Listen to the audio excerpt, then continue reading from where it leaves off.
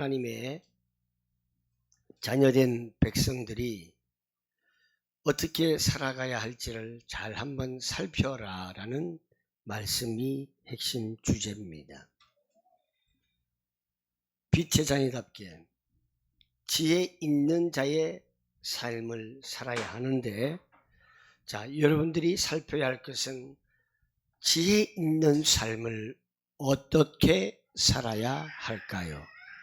여러분들은 어떻게 표현을 하는 것이 지혜 있는 자의 삶일까요? 오늘 성경은 분명히 말하고 있습니다. 지혜롭지 못한 사람처럼 살지 말아라. 지혜로운 사람답게 살아야 한다. 지혜라고 하는 것은 바로 하나님께서 위로부터 내려오는 지혜를 말하는 것입니다. 아무리 이 세상에 말이 좋고 지혜가 있어도 어떻게 하나님의 지혜와 우리가 비교를 할 수가 있겠습니까? 그래서 너희들은 세상의 지혜, 그것에 의존하지 말고 오직 하나님의 지혜를 믿고 따르는 지혜로운 사람답게 살아라. 세상 사람들처럼 지혜롭지 못한 사람처럼 살지 말고 지혜로운 사람답게 살아라. 이것이 하나님 자녀된 삶이라고 말씀 오늘 선포를 합니다. 사랑하는 우리 성도 여러분, 하나님의 구원받은 진짜 자녀들은 지혜로운 사람, 하나님의 지혜로운 사람답게 삶을 살기를 축원합니다. 그러면은 어떻게 살아야 하느냐? 가장 기본적인 것을 우리에게 말씀해 주고 있습니다. 첫 번째, 세월을 아끼라 했습니다. 왜 세월을 아끼라고 할까요? 때가 악하기 때문에 그렇습니다. 어리석은 자가 되지 말아야 합니다. 어리석은 자는 주의 뜻을 이해를 못합니다. 그래서 지혜로운 자가 되어서 오직 주의 뜻이 무엇인지를 이해를 해야 합니다. 때가 악하기 때문에 우리는 시간을 아껴야 합니다. 어리석은 자가 되지 말고 주님의 뜻이 무엇인가를 우리는 깨달을 수 있는 성도들이 되어야 합니다. 시간을 허비하는 사람들 보면은 그 사람들 돈 못 벌죠. 성공 못 하죠. 시간을 허비하는 사람들은 결코 이 세상에서 도태될 수밖에 없습니다. 이 세상도 그런 삶인데 우리는 천국 배경을 가진 사람들은요, 시간을 아껴야 합니다. 세월을 아껴야 합니다. 어떻게 하면은 우리는 하나님께로 집중할 것인가? 여기에 시간을 소비를 해야 되지. 여러분들이 그렇다고 해서 매일같이 24시간 교회와 앉아있으라, 이것은 아닙니다. 여러분들이 살아가는 삶의 현장에서 하나님을 인식하면서, 우리 이정순 권사님이 그 단톡방에 보면은 닉네임이 코람데오라고 해놨어요. 이게 무슨 뜻입니까? 하나님 앞에서. 정말 우리는 시간을 아껴야 하는 것은 24시간 전부가 내 시간이 아니라 24시간은 하나님의 것입니다. 하나님의 시간을 우리에게 주셨을 뿐입니다. 이 시간마저 우리가 우리 것이 아니라면 이 세상 사람이 될 수가 없는 것이지요.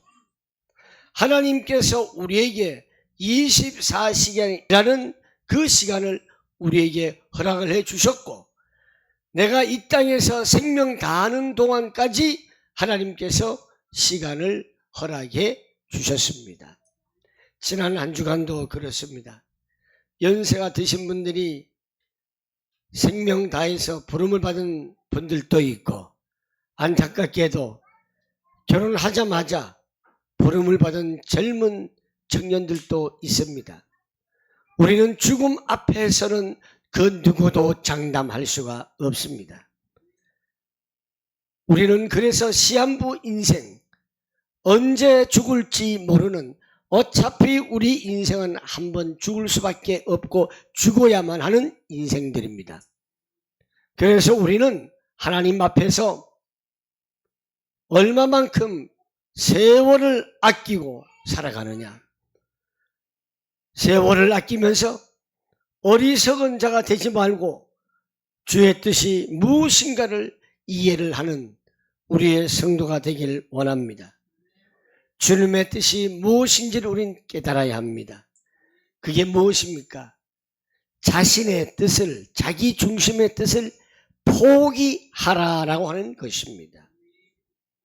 그리고 자기의 느낌을 신뢰하지 말라는 거예요. 사람들은 자기 느낌으로 신뢰하는 경우가 굉장히 많습니다. 느낌이나 감정으로 하나님의 뜻을 분별하려고 하는 것은 굉장히 위험합니다. 때로는 망상과 착각에 빠질 수 있다는 것을 꼭 기억하십시오. 그리고 우리는 하나님 앞에 간절히 기도할 때에 하나님, 내 뜻대로 마옵시고 하나님의 뜻을 좀 되게 보여주십시오. 하나님의 뜻이 무엇인가를 이해할 수 있도록 깨닫게 해 주십시오. 이런 간절한 기도가 우리에게 필요합니다. 이런 기도를 통해서 하나님의 뜻을 분별할 수 있는 저와 여러분 되시기를 주님의 이름으로 부탁을 드리겠습니다.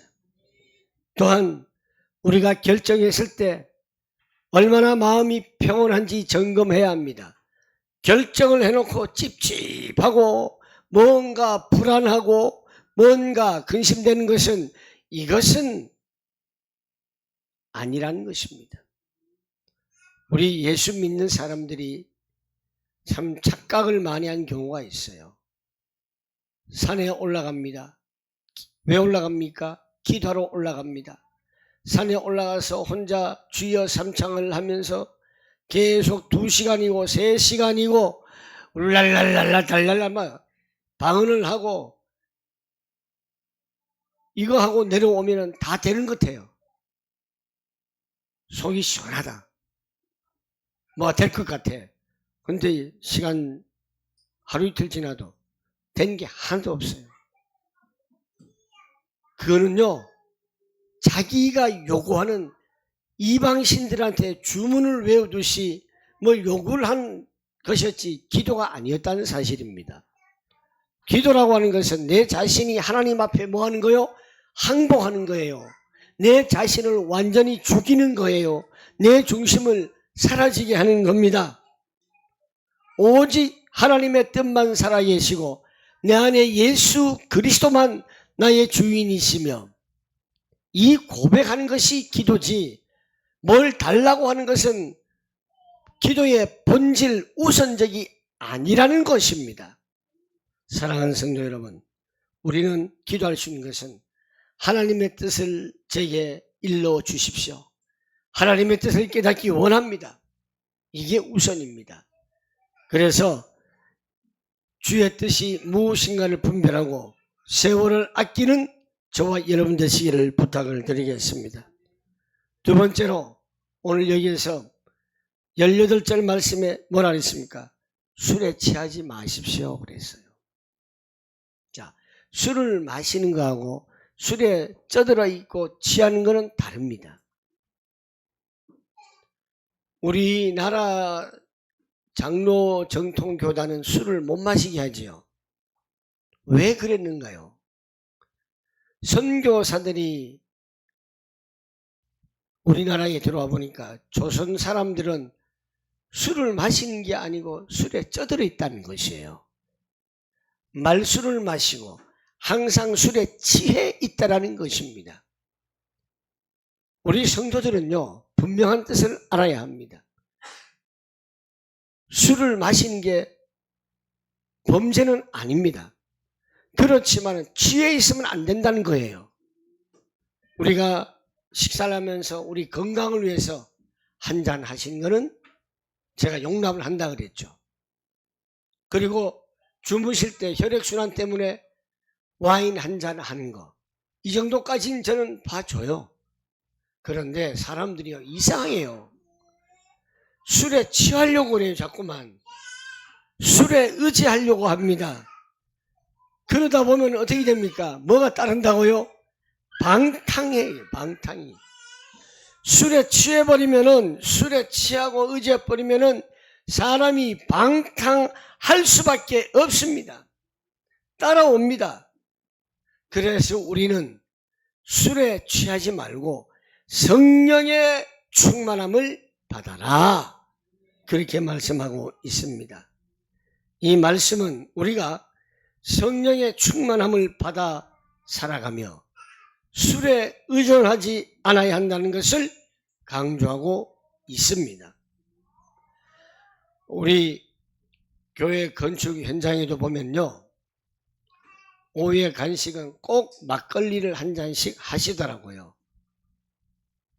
근데 그분들은 내가 참 좋아하는 게 뭐냐 그러면은 2잔도 안 해요. 딱 막걸리 한 잔이에요.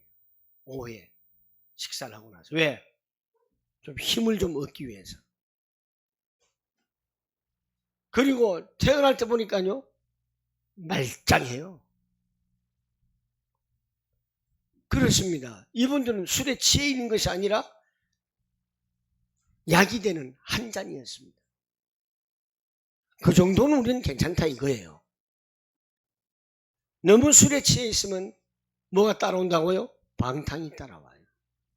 그래서 우리는요, 항상 술과 담배는요, 우리 몸, 하나님이 주신 선물인 건강을 해치는 요소로 작용할 수 있습니다. 그리고 이웃을 사랑하는 정신에도 반하는 행동이 될 수 있습니다. 그렇기 때문에 우리는 술에 취하지 마시기 바랍니다. 성령에 충만해야 됩니다. 성령에 충만한 성도가 가장 우선적으로 우리가 해야 할 일이 있습니다. 그것이 바로 예배에 집중을 하는 것입니다. 주일날 교회에 나와서만 예배하는 것이 아니라 여러분들이 살아가는 삶의 현장에서 혼자서라도 단 1분이라도 하나님을 생각하고 말씀을 기억하고 찬송을 한 절이라도 안 데까지 부르면서 기도하는 것, 그것이 내 마음이 온전히 하나님께로 향하여 올라가는 것이, 그것이 예배라는 것을 꼭 잊지 마시기를 바랍니다. 그래서 성령이 충만해야 된다는 것을 말합니다.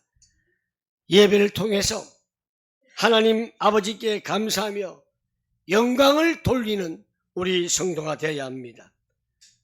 정말 그러할 때에 우리는 감사할 수 있고 하나님의 은혜를 받아 살아가는 삶을 살 수 있습니다. 여러분, 은혜를 잘 아셔야 합니다. 모든 것이 하나님의 은혜라고 했습니다. 사람이 사람에게는 은혜를 베푼다는 말을 할 수가 없습니다. 하나님만이 사용하실 수 있는 단어가 바로 은혜입니다. 우리는 자꾸 교회에서 무슨 일이 터지고 하면은 편하게 그냥 대충 넘어가자, 이거를 단어를 뭘로 쓰냐? 은혜롭게 넘어가자 합니다. 사실은 그건 은혜가 아닙니다. 은혜라고 하는 것은 하나님만이 하실 수 있는, 우리에게 베푸는 것이 은혜입니다. 그걸 진짜 아셔야 돼요. 오늘 우리는 항상 술 취하지 마시고 성령 충만한 우리의 삶이 바로 지혜로운 삶입니다. 세 번째로 20절 말씀에 범사에 우리 주 예수 그리스도 이름으로 항상 아버지 하나님께 뭐하라? 감사하라. 지혜로운 자는 하나님께 감사하는 삶입니다. 그리고 지혜로운 자는 그리스도를 경외함으로 복종하는 겁니다. 모든 일에 있어서 언제나 우리 주 예수 그리스도의 이름으로 하나님 아버지께 감사를 드리시는 여러분 되기를 바랍니다. 그리고 감사를 드릴 때에 여러분은 그리스도를 두려워하는 마음으로 서로 순종하며 섬길 수가 있습니다. 감사라고 하는 것은요, 기쁠 때만 하는 것이 아닙니다. 범사에 감사해야 합니다. 데살로니가 전서 5장 16절, 17절, 18절 시작.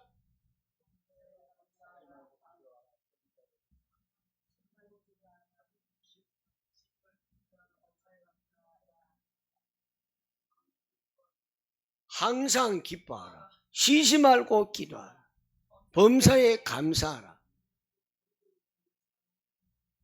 성경을 너무 많이 보셨고 막 혼돈이 오죠. 성경을 얼마나 많이 보시는지 헷갈리시네. 항상 기뻐하라. 쉬지 말고 기도하라. 범사에 감사하라. 항상 하나님께 우리는 감사할 수 있는 마음이 성령 충만해요. 사단이 틈을 못 타요. 사탄이 제일 싫어하는 단어가 감사란 단어예요. 우리 주 예수 그리스도의 이름으로 항상 하나님께 감사하는 것이 굉장히 중요한데요. 왜? 성령 충만한 삶을 살기 위한 핵심이라는 것입니다. 다시 말해서 지혜로운 자의 삶의 핵심이 감사라는 것입니다. 자, 말씀을 정리하겠습니다. 우리는 하나님의 자녀입니다. 하나님의 자녀는 지혜 있는 자같이 살아야 합니다. 지혜 있는 자는 세월을 아끼고 주의 뜻을 분별하는 삶을 살아야 합니다. 술 취하지 말아야 합니다. 성령에 충만한 삶을 살아야 합니다. 항상 하나님께 감사하며 하나님 말씀에 순종하는 삶을 살아야 합니다. 세월을 아끼고 감사하며 그리스도를 경외함으로 피차 복종하는 삶을 살면 우리는 더 풍성하고 의미 있는 삶을 살 수가 있음을 믿으시기를 바랍니다. 여러분이 항상 감사하며 선한 길을 걸어가시기를 주님의 이름으로 축복합니다. 기도하겠습니다. 좋으신 하나님 아버지, 은혜를 감사합니다. 오늘도 저희에게 귀한 말씀을 통하여서 하나님의 자녀는 지혜 있는 자같이 살아야 하는데 세월을 아끼고 주의 뜻을 분별하게 하여 주시고 술을 취하지 말고 성령의 충만을 받는 삶을 살고 하나님께 감사하며 말씀에 순종하는 삶이 우리에게 지혜로운 자의 삶으로 되게 하여 주옵소서. 예수님의 이름으로 기도하옵나이다. 아멘.